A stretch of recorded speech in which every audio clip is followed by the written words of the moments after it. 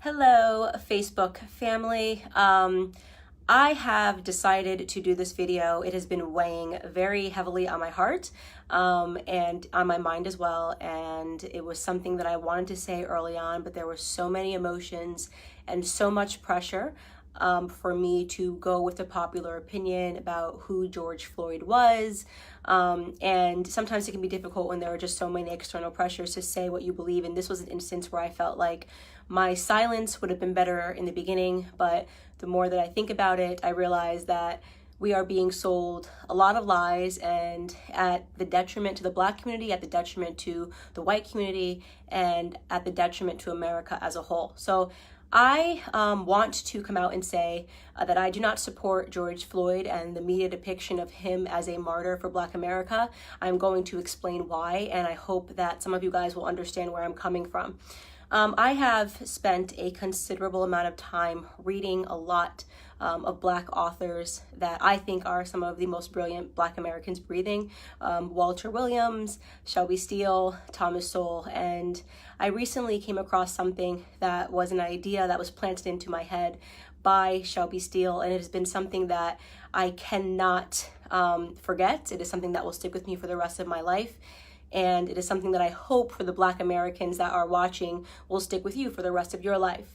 Shelby Steele said that the Black community is unique from other communities. Our culture is unique from other communities because we are the only community that caters to the bottom denominator of our society. Now, let me explain what that means. It means to say that not every Black American is a criminal, not every Black American is committing crimes, but we are unique in that we are the only people that fight and scream and demand support and justice for the people in our community that are up to no good. You would be hard pressed to find, a Jewish person who has spent 5 stints in prison, who commits a crime and dies while committing a crime, and that the Jewish people champion and demand justice for. You will be hard pressed to find this in white America. You'll be hard pressed to find this even in Latino America. If there is a person that is spent multiple times in prison, you are not going to see a bunch of Latinos coming out demanding justice for this person, even if, and I want to be very clear, what I'm saying is not any defense for Derek Chauvin. I hope Derek Chauvin gets the justice that he deserves to be, implemented upon him, and that the family of George Floyd deserves justice for the way that he died. But I also am not going to accept the narrative that this is the best the Black community has to offer. For whatever reason, it has become fashionable over the last 5 or 6 years for us to turn criminals into heroes overnight. And it is something that I find to be despicable, and it is something that I refuse to stand by any longer, and I am not going to play a part in it, no matter how much pressure comes from Black liberals and Black conservatives as some token of people wanting you to believe that this is the only way you can be Black, is you have to say this was wrong and that this person was amazing. I won't do that. George Floyd was not an amazing person. And as soon as this video hit the internet, I did just basic searches. Everyone jumped on it and was looking at the police officer, and everyone agrees that the police officer was wrong, and the police officer has been arrested. So that is not the reason I'm not discussing that, is because that is not something that has been misconstrued in the media. He has been turned into the devil that he is, and there is no reason for us to harp on that any longer, because white Americans are not uplifting Derek Chauvin as a victim or pretending that he's an amazing human being. But George Floyd is being uplifted as an amazing human being.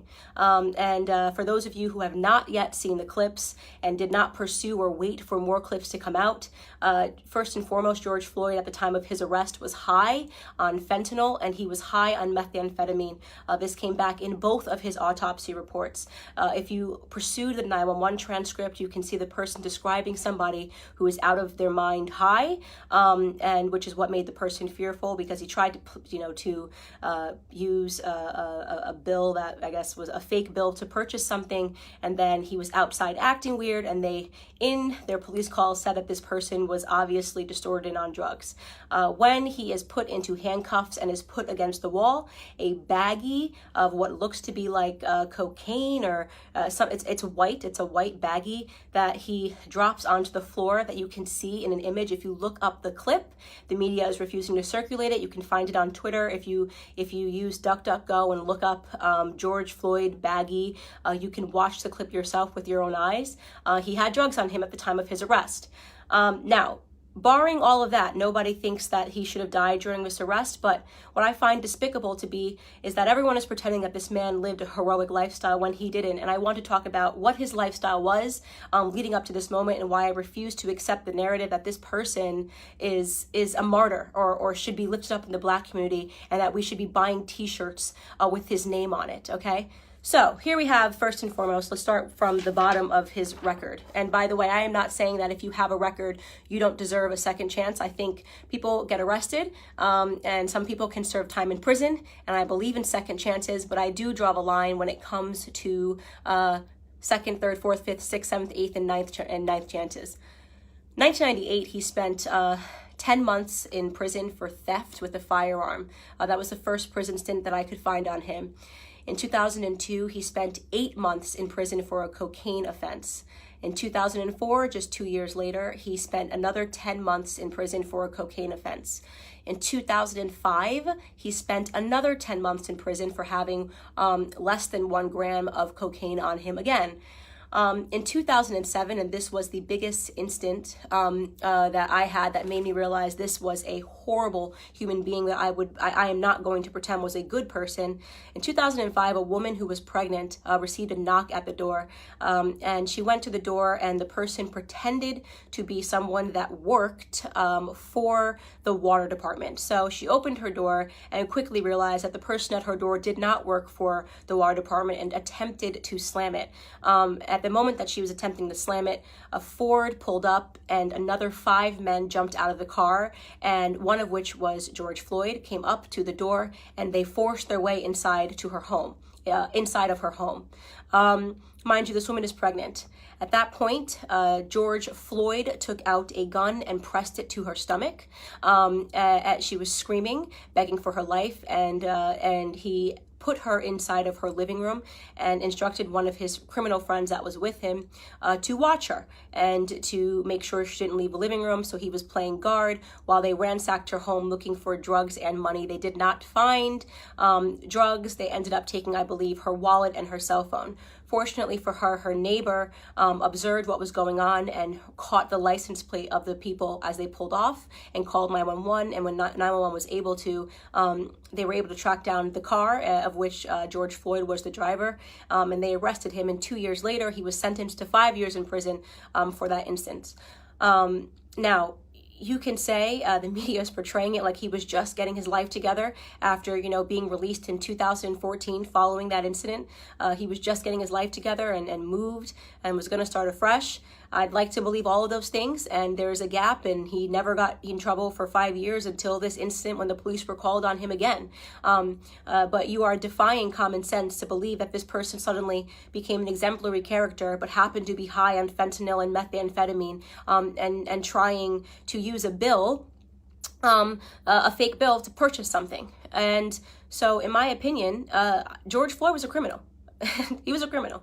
And just because he was a criminal doesn't mean he deserved to die at the knee of a police officer. But it does mean that I am not going to play a part of the broken Black culture that always wants to martyr criminals, who wants to pretend they were these upstanding human beings that just wanted to help society, that just wanted to reach out and uplift society. And he has a rap sheet that is long, that is dangerous. He was an example of a violent criminal his entire life. Okay, up until the very last moment. Now, again, I want to be clear. This is not a defense for Derek Chauvin. No one that I have spoken to, no one in the news is defending Derek Chauvin. He is getting what he has coming to him. Okay, great. But why are we pretending that this criminal should be upheld as a citizen, as a martyr in Black America? A martyr for a fake narrative, by the way. Police brutality, racially motivated police brutality is a myth. Okay, so let's get into that. Not only are we using this death, right, and allowing it to cause these riots and protests, pretending this was some upstanding citizen in the Black community who was tackled down and killed for no reason, right? Not only are we allowing it to inspire riots in which Black people are dying, in which actual upstanding Black citizens are dying. Case in point, I'm sure you guys have all now seen David, the sheriff that just was shot and killed because he was trying to protect a pawn shop. Please look him up if you haven't seen it. I'm blanking on his last name. His first name is David, who was shot and killed for trying to protect a pawn shop from looters, an upstanding citizen, an actual head of a police. He was the head of a police his entire life, 77 years old, did everything right? So we now have to kill upstanding Black citizens because a non-upstanding Black citizen, a career Black criminal, died. Now, did he deserve to die in that manner? No. I can't say it enough. No, he didn't deserve to die in that manner. But I will be damned if the rest of us upstanding Black citizens have to suffer because of this incident that rarely ever happens in America. So here are some numbers for you people that are still believing that police brutality is a real, racially motivated police brutality is a real thing. First and foremost, okay, you have a 25% higher chance as a violent white criminal of dying at the hands of a police officer than you do as a Black criminal. Last year, a total of 9 unarmed black men were killed by police officers and 19 white men were killed by police officers. For those of you that aren't good at mathematics, right, you might be thinking, oh, but Candace, white people represent 60% of the population and Black people represent just 13% of the population. It doesn't matter what percentage of the population you represent. It matters what percentage of the violent criminal community you represent. And unfortunately, Black community commits a disproportionate amount of crimes compared to the white community. Let me tell you, 6% of the population, right? Black men, 6% of the population account for 44% of all murders in this country, according to 2018 statistics. That is what you call a gap. And yet white people who represent 60% of the population, we represent 13, Black men are 6%, only represent 50% of all the murders, right? That makes no sense. That makes no sense. A 6-point variation in a community where we are extreme minorities. We commit 50% of all violent offenses, evenly split, and we're only 13% of the population, okay? So we have a lot more encounters with police officers. And don't say the police officers are coming around because we're Black. I'm talking about violent criminals. I'm talking about murder, 44% of murders, okay? You want to talk about real statistics? The police officers have way more to be fearful of in the Black community than the other way around, okay? We commit, on average, a police officer is 18.5 times more likely to be killed by a Black person than the other way around. Okay, so this entire narrative is complete smoke and mirrors. It's all made up. It's just election fodder. It's white versus Black because it's an election year, not because Black Americans are suffering at the hands of police officers more than white Americans. Do some police officers do the wrong thing? Yes. I don't think there's anybody in the world who has not encountered a police officer and thought this person is an absolute jerk who is power tripping, whether you are Black or white. We know they exist. And we know they're always going to exist, by the way, because they're human beings. And sometimes human beings suck. In fact, if you want to attack a community for accidental slayings or brutality, did you know that doctors accidentally kill 250,000 people every year because of mistakes? Did you know that there's been doctors that have been arrested for being serial killers that just were killing people because they wanted to? Do we protest and boycott doctors? Do we assume all doctors are horrible human beings because some doctors are? Or do we realize that society is not perfectible? People suck in every profession. It is no excuse to paint society with a broad brush. It is certainly no excuse to accept a Democrat narrative, okay, that Black people are being disproportionately hunted down by police officers because of the color of their skin. You want to know the best way to avoid not being brutalized by a police officer is to limit the amount of encounters you need to have with them, especially when it comes to violent crimes. Okay? I am not going to stand for this continual bottom-feeding narrative of us martyring people that have had 5, 6, 7 stints in prison and then pretending they were upstanding heroes to our community. It's bullshit. It's bullshit. Excuse my language. It's absolute bullshit. And I'm tired of it. I'm tired of having to play pretend. I'm tired of sitting here and being called a coon or an Uncle Tom because I won't play this bottom-feeding game with you. If you want to hang up posters of criminals on your wall and talk about them as your martyrs, do it. Do it. You can do it. Kobe Bryant was my idol, okay? I'll keep a photo of Kobe Bryant. You can keep one of George Floyd and pretend he was an upstanding human being that just once or twice put a gun across a pregnant woman's belly. Could you imagine that woman right now? That black woman, by the way, right? Watching everybody pretend this person was an upstanding human being who just at the age of 42 and 5 prison stints was going to get his life together. I mean, it's embarrassing. We are embarrassing in that regard, right? This is why we have a cycle and a toxic culture, because nobody wants to tell the truth in Black America. It's so easy to be a victim. It's so easy to ask white people to bow down and apologize and do all these things for us. It's crap. It's crap. It's a lie. It's a farce. Our biggest problem is us, okay? It's why we don't talk about it when black on black crime happens. It's why we don't talk about it when 40 black people are killed in one weekend during Memorial Weekend in Chicago. We don't want to talk about any of that stuff. We don't want to talk about Baltimore. We don't want to talk about New Jersey. We don't want to talk about any of these places where black people are being slaughtered by other blacks, because that would mean that we had to be personally accountable, right? That would mean personal responsibility. We don't do personal responsibility in our community. We don't do it. We blame white people, right? We only point a camera to white people when they do something, even though we do it at a way higher rate to ourselves, right? We celebrate our drug dealers. We're the only community, right, that would ever create hashtags to free people from prison because they committed crimes, like free Meek Mill, free this rapper, free this rapper. How hard is it to not spend multiple times in prison? How difficult is that? Is that too hard for us? Is that way too high of a mountain for us to scale, to do the right thing, to be upstanding citizens? That is the call to action that I have for Black America with Blexit. Like, why do we keep fulfilling this narrative? What do you think the perception of us, by the way, is on the outside? You ever look at the comments? You ever go into like an anonymous blog and see what people say? Oh, just black people being black people. I see those racist comments. Oh, just black people got to riot. Black people got to be black people. You know how they are. Oh, just black people being ignorant. That is the perception.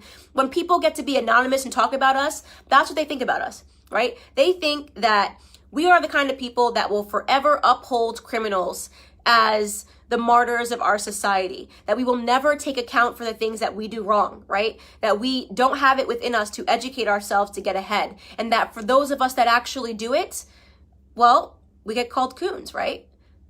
You got Condoleezza Rice, she's a coon. Larry Elder, he's a coon. Dr. Ben Carson, brain surgeon, first ever to perform the surgery of splitting twins that are connected by the head. He's a coon, right? What a loser he is. What a stupid guy he is. Kanye West says he's not going to be told to do it because of the color of his skin. He's a coon. He's lost. He's in the sunken place. The sunken place. That's where we all are, right? Because we demand more and we will get more out of this society, because we're going to get ahead, right? That's what's going to happen. We're going to get ahead. Black conservatives get ahead because we don't subscribe to this narrative. Because you're not going to catch me outside trying to grab a TV pretending that it's because a martyr named George Floyd got killed. Okay?